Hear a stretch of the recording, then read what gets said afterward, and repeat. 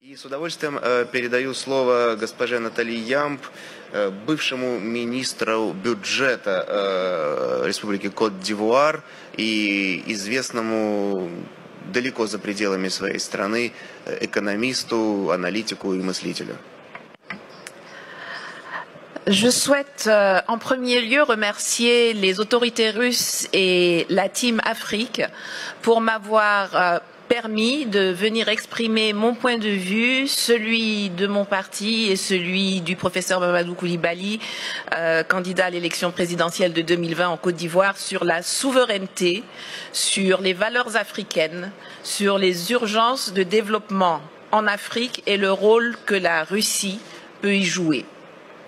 Parler d'identité africaine est une chose aisée, car l'identité et les valeurs des Africains ne sont pas différentes de celles du reste de l'humanité.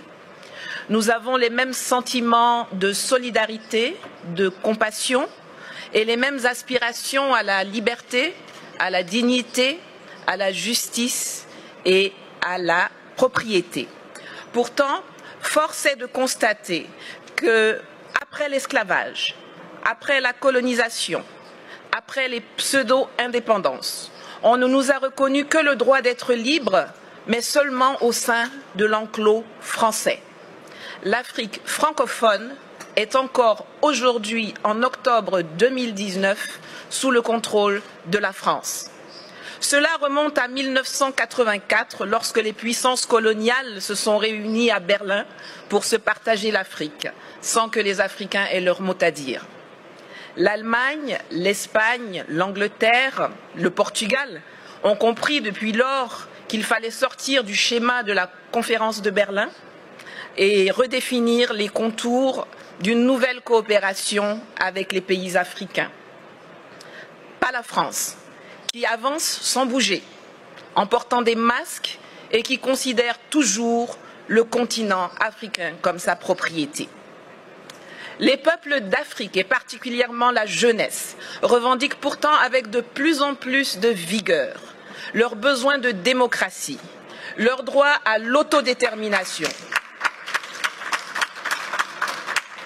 le droit de décider avec qui ils veulent commercer, avec quoi ils veulent payer ce commerce, sans qu'on les place sous la tutelle d'une ex-puissance coloniale qui se présente toujours sur la scène mondiale comme notre porte-parole et notre avocat.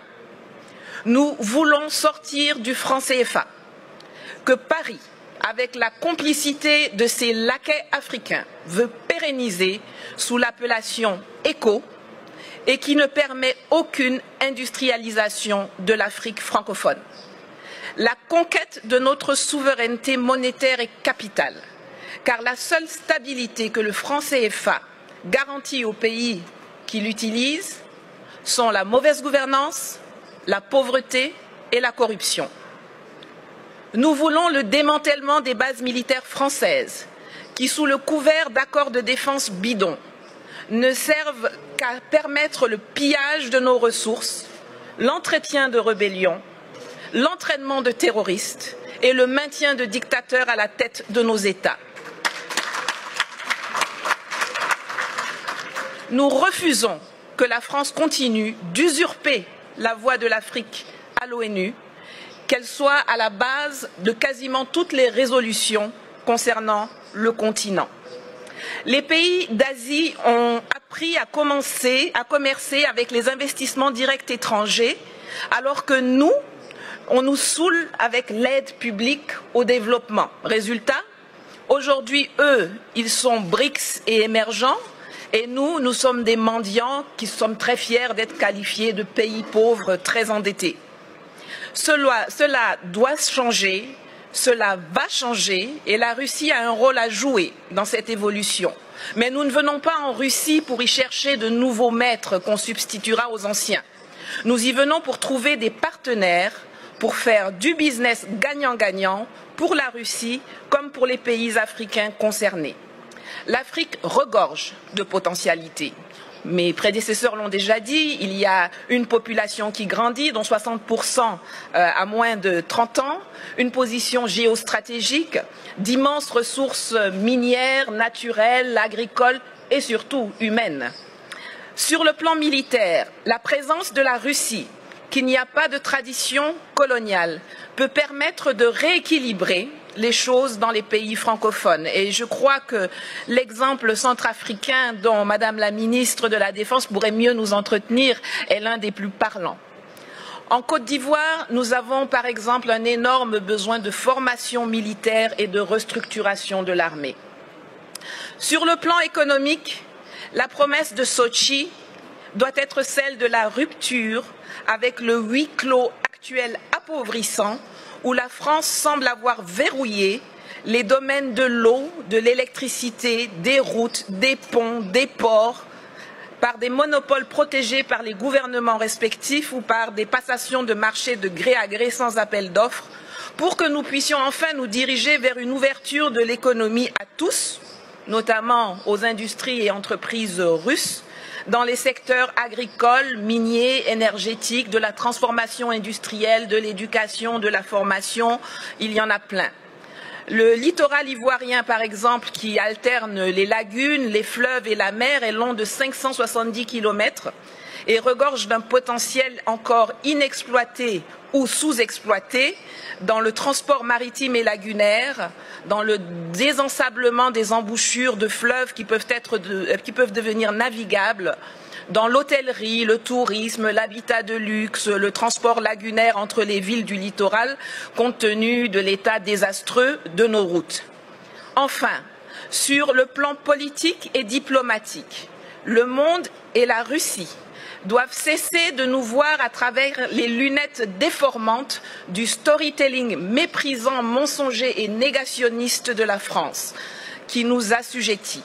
L'Afrique n'a pas besoin de tuteurs à l'ONU, l'Afrique n'a pas non plus besoin de nouveaux propriétaires, mais la Russie y a sa place comme un partenaire dans une logique de Commonwealth, d'enrichissement partagé, de collaboration vivifiante et innovante entre les secteurs privés respectifs. Le monde bouge, les lignes évoluent.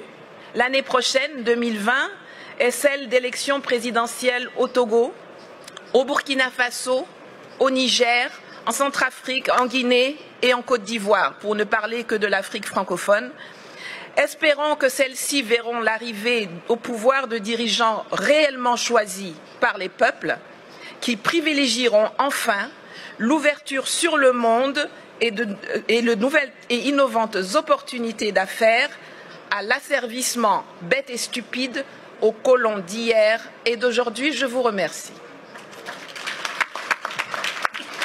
Спасибо.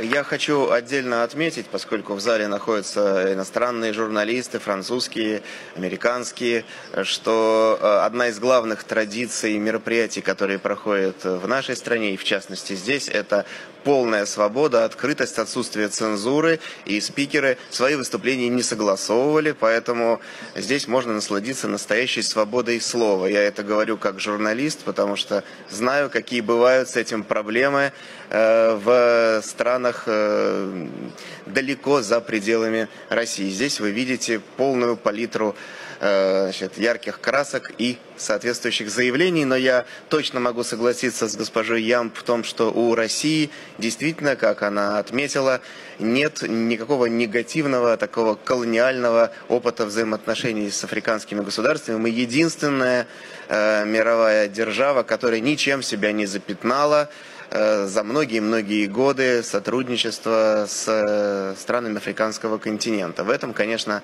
наше конкурентное преимущество.